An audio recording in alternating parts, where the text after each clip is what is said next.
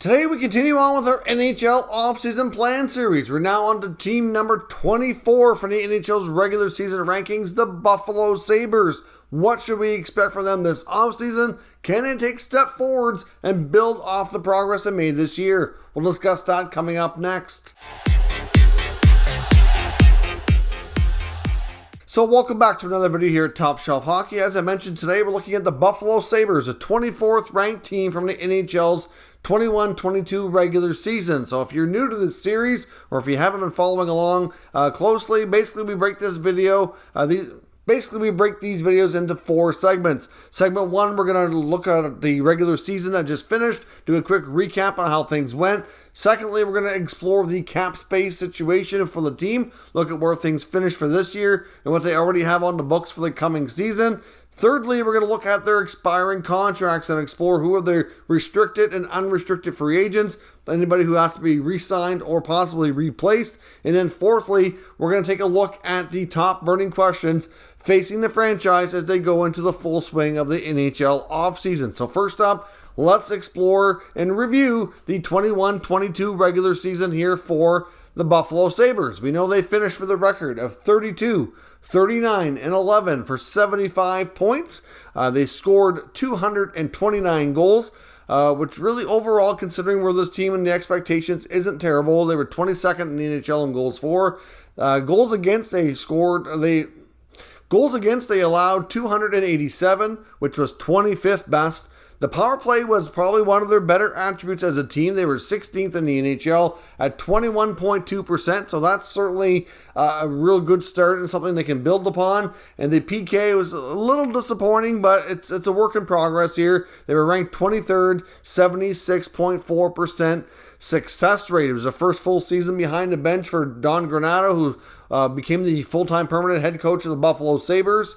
Of course, the year before saw a lot of changes. This time last year, when we were making the off-season plan video for the Buffalo Sabres, we were exploring some mega trades that we were likely going to see and how this team was going to likely be transformed over the course of that summer. And most of what we talked about did happen. We talked about Jack Eichel, Sam Reinhart, just to mention a couple here that were going to be likely traded, and what the returns could look like and how the team could build upon that. Well, certainly this team made some surprising strides this year. Obviously still lower in the standings, and there was a time earlier in the year when teams like Buffalo, Detroit were kind of looking like maybe they're better than we think they are. But of course they ran into a lot of injury problems. Goaltending was a big question mark, and it's going to be again, which is a big part of the offseason discussion here. So let's now take a look at the salary cap situation for the Buffalo Sabres. Now, they finished the 21-22 season with a good amount of flexibility. They had $13.9 million available when the season ended after the deadline. And going into next year, they actually have tons of flexibility. They only have 12 players under contract for a total of $39.3 million, which gives them $43.1 million available, and they have about 10, 11 players that they need to sign to make up the rest of the roster. So that's a lot of flexibility, which is good, and they have a few cap hits that are not small either. So if you think about what they have available, but they have a big contract for Jeff Skinner. They still have Okposo making a decent amount of money, but that's not too long. I mean, it's only one more year. And other than that, most of their contracts are smaller. They got Alex Tuck has some term. Of course, he came over in the Eichel trade. So, for the most part, this team is kind of starting over with a lot of youth, if you will. They have a lot of players on ELCs, some coming to the end, and of course, they have a bunch here that's going to be needing to be signed here. So let's take a look at their expiring contracts for the current season. Who are the restricted and unrestricted free agents? On the RFA side of things, they only have a couple, nothing too significant. They have Victor Olofsson and Jacob Bryson. So I would suspect both players could very well be offered a qualifying offer. Whether or not they sign and stay, it's difficult to say. Victor Olsson's a decent player, can be a good goal scorer, but considering the amount of young, talented wingers that they now have in the organization, I don't know what the future holds for him with the team. I wouldn't be shocked if he's back, but I also wouldn't be completely shocked if they considered an Olofsson trade to maybe get another piece of the puzzle here that they might need going forward. But we'll see. Like I said, that's to me can go in either direction. On the UFA side, there's a long list here, which explains why they only have 12 players under contract. But I think the way Kevin Adams and the team has been structuring things over the past year or two, I think a lot of this was done intentionally with the hopes of having a good amount of flexibility, and they're about to get that, especially if you think about trading guys like Reinhart and Eichel, especially like recently. Like they don't have those big contracts, right? So on the UFA side of things, they have Drake Caggiula, they have Cody Eakin, Vinny Hinostroza, John Hayden, defenseman Colin Miller, and Will Butcher, as well as Mark Pysyk. Goaltenders, Craig Anderson, Malcolm Subban, Aaron Dell, and Dustin Tokarski. So that's 4 UFA goalies because they had a goaltending carousel this year. I'm not sure if any of them will be back. I think Craig Anderson is a possibility. The Sabres have made it known that they, have extended an invitation basically for Anderson to possibly re-sign, but of course he's taking time to determine if he's going to continue playing. I mean, he's not, a spring chicken anymore, and certainly weighing out the options if he's going to come back for another year. He seemed to enjoy his time in Buffalo. Good leader off the ice in the room, and certainly, a good goaltender too. He did play well when he was in there. He did suffer an injury that set him back and missed a big chunk of the year, which obviously he's not the only one. They all kind of went through that as well. It seemed like none of their goalies could stay healthy, which is one of the biggest question marks on this franchise going into this offseason, which we'll discuss here a little bit more in the next segment. But certainly out of all these UFA players, I'm not sure that there's really a lot that could be back. I mean, there's some question marks for sure. Out of all the goalies, I think Anderson's probably the only one. On the blue line, I don't think they're overly interested in Will Butcher. I don't think Colin Miller would come back, but you never know. They have a lot of good young defensemen, and they do need some veteran presence back there, but I'm not sure that these are the guys that they want. Mark Pysyk, maybe is a third pair guy, I guess, is a possibility. But within the forwards, I'd say Caggiula and Eakin probably move on. I don't really know for sure. Hinostroza maybe stays. Hayden's debatable. Hard to really say. I mean, they do have a good young group of core players now that they're kind of starting to form a new young core. You've got Tage Thompson. You've got Alex Tuck. You've got Darlene and Power on the back end, and they're going to continue to build around some of these young players. So we'll see what they do when it comes to those UFAs. Hard to say. But when it comes to the top burning questions facing this franchise in the offseason, to me, number one is, who is your goaltenders? That by far is the biggest one. Now, like I said a minute ago, Craig Anderson might return. And if he does, then they might not need to go looking, because they might very well go with a tandem of Craig Anderson and UPL, Ukko-Pekka Luukkonen. It's a real possibility. UPL played a lot in the minors this year. I think he's ready, for more of a full-time gig. So we'll see. I think this year coming is going to be another year for the Sabres where they do expect to make more progress, some more strides. I don't know how realistic the playoffs are going to be. We'll have to wait and see what they do in the offseason. I mean, obviously, as it stands, I would not pick them today to make the playoffs, and I think it's going to be tough for any of the non-playoff teams to climb their way into the playoffs this fall. Not going to say it's impossible or unrealistic, but it's going to be really, really difficult, and there's going to be a lot of teams in their division going through similar things, expecting to take big strides that they're going to be in competition with for those, potential one or two spots that might be kind of working on being available here, like Detroit and Ottawa and Buffalo are all very similar spots right now. Not much of a difference in the standings this year, only a couple points apart, and they're all kind of, rebuilding here. The Sabres, though, unfortunately, feel like they've been rebuilding way longer, but they've had some issues with their rebuild where they've kind of had to start over. But now it looks like they have probably the best, core group of young players that they've had in a long time. So I have more reason to believe here that they're going to pull out of this and become, rebuild a little bit longer, but then it won't be too long before they'll be able to compete here. So goaltending, big question mark. But if it's not Craig Anderson, they're going to want another veteran-type goaltender to come in on a short-term deal and likely work with UPL. That's my prediction for the tandem that we see next year. They do have some interesting young goalie prospects that are still in college, like Devin Levi, of course, being a big one, as well as Portillo. So we'll see I mean, the future is decent in goaltending depth within the organization if everybody pans out.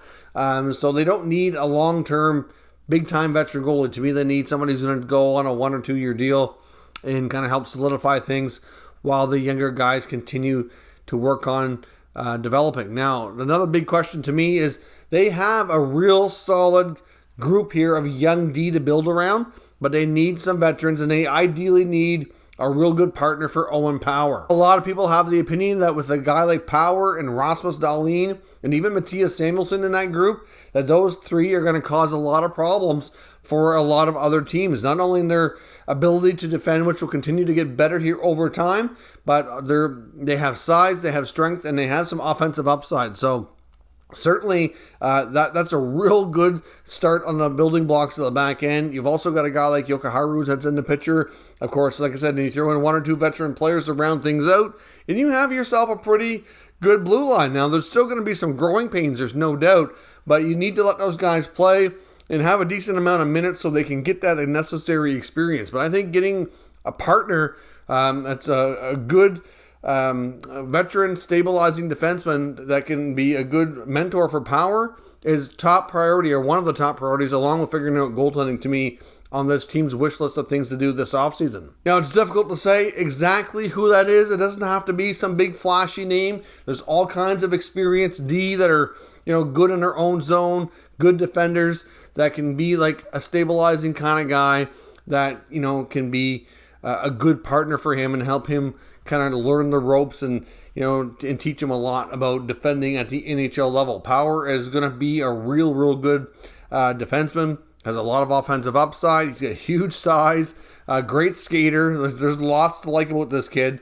but there is an adjustment period. There's no doubt about it. You see even the top absolutely stud prospects struggle a bit, especially in the defensive zone early in their careers. It does take some time. Sometimes it can take 100 to 200 games before they really feel more comfortable and get that confidence on defending. So, while he's going through that, then they need somebody to help him. So to me, that's also a major question that they need to have an answer to here during this offseason. Who that could be, I'm not really sure. I mean, if you look around the UFA market on defense, there's some interesting names out there, but it's not the deepest amount of a group of players that we're going to be looking at. So I'm not really sure. It could also be accomplished through trade as well. It's a possibility. Now, of course, you also have a guy like Tage Thompson who had a major breakout year. Of course, the Sabres acquired him a while back in the Ryan O'Reilly trade to send him to the St. Louis Blues. Thompson was one of the top young pieces involved in that trade, and up until before the season started, it was starting to look like he wasn't really going to work out. At least a lot of people had that opinion, and that that trade was not looking too good. But now, I mean, the guy's huge. He's like, 6'7", 6'8", like he's a massive guy. Gets around the ice well for his size, and then he came out of this year and just came out of nowhere, almost, to a lot of people at least, and scored 38 goals. It was pretty crazy, like where you go from barely being an NHLer to 38 goals. Like that's a massive improvement. So, can he be a solid number one center for this team moving forward? If he can keep up with that kind of goal production, that's impressive. They could consider giving him a contract extension this year because he is eligible. He does have another year on his deal, but they could extend him before the price tag goes up anymore, because when the top young players putting up big numbers like that, the price never goes down. So clearly it might be a big idea to get him extended after that kind of year. But at the same time, like, you have to look at this and say, is this something he can sustain? Are they confident that this is the Tage Thompson that they're going to get year after year for an extended period of time? Because you don't want to rope yourself into a bad contract when you're in a rebuild and then overpay and set yourself back. But the only reason I say that is it doesn't matter who the player is. You need to be careful and make sure it's the right deal. But when you have a player with one breakout season compared to, let's say, they're pretty consistent over their whole entry-level deal and getting better and better and better, you can see the progress more and makes more sense on the progression. But where a guy like Thompson, you can call him a bit of a late bloomer here compared to some guys. And, it's not to say that he won't, but you just have to make sure, right? So there you go. And I guess when it comes to filling out the rest of your roster, another big question here, having only 12 NHL contracts, is how many of these other young players are you going to count on to come in and take a spot next year? Because they have a lot more youth on the way. You have some good young players in Buffalo now. You saw good improvements, and you still have more. Like there's guys like Dylan Cousins and Casey Middlestat. They're not at their peaks yet. Of course, Alex Tuch is still, he's not young, but he's not old, but he's on a younger side of things for sure. So, I mean, he still has a lot to give. Still, a big part of this team for a long time. Like I said, the back end, you got some real solid defensemen. But, there's more coming. You saw Peyton Krebs a bit this year. Jack Quinn had an excellent year in the AHL. He's on the way. JJ Peterka, another one on the way. There's more there. So, and not to mention the goalie prospects that we talked about earlier. So they've done a real good job drafting the last couple of years. They've compiled a good group of prospects, some of which are graduated, some are expecting to here for the next year. So, there's lots to like. And I guess, making sure you surround them with the right veteran players is what's key here. I mean, like I said, you saw Jeff Skinner have a bounce-back season, which was good. You need that. If he's going to be one of the veterans on this team, you need him performing, especially with the amount of money he's getting paid. Kyle Okposo is, certainly there's been times that contract does not look good, but right now, he's providing a lot of intangibles too, and there's only 1 year left. I can see him probably even wanting to stick around with Buffalo after that contract is up. Maybe obviously signing probably for less money, but I wouldn't be shocked to see that happen as well. And then you have, but there is some holes still. They can go back to some of the guys that are on our UFA list that are already familiar with, or they can go into the market and see if they can find some other guys to replace them. But as we've seen with other teams, like Ottawa, for example, if you don't surround your youth with the right veteran players, it's going to be really tough to take the team and see progress and take them up a notch and go up a level. So that's going to be vital this year, starting with a veteran goaltender, a veteran defenseman to play with power. You're probably mixing in one or two forwards along with some more youth to kind of round out the rest of your roster. If their pro scouting does a good enough job in identifying and keying in on the right players, and we see enough more improvement out of the youth in Buffalo, what's already there and what's going to come in next year, then you're going to have a team that's going to be real competitive in a couple of years. It's just that simple. This team is a team on the rise. I think they can finally come into this rebuild and take some steps forward, but the veteran players they add have to be the right ones, and they can totally stall the rebuild or screw things up. So you have to be careful. But if they do their job right, then this team can make some more steps this year, in the year after, and so on. So let me know, what do you expect from the Buffalo Sabres this offseason? Who might be a good veteran or two to add when it comes to a goalie and a defenseman on this team to round out some of the holes that we're waiting on here? And they should be able to do everything they need to do and have some cap space to boot so they can be flexible and not too restrictive moving forward. If you're new to this channel, make sure you subscribe and stick around. We'll keep you up to date with all the latest news, rumors, and analysis on all 32 NHL teams. Still plenty to come in this series here as well. Still 23 more videos, so stay tuned for that as well. Thank you for watching, and I'll catch you next time.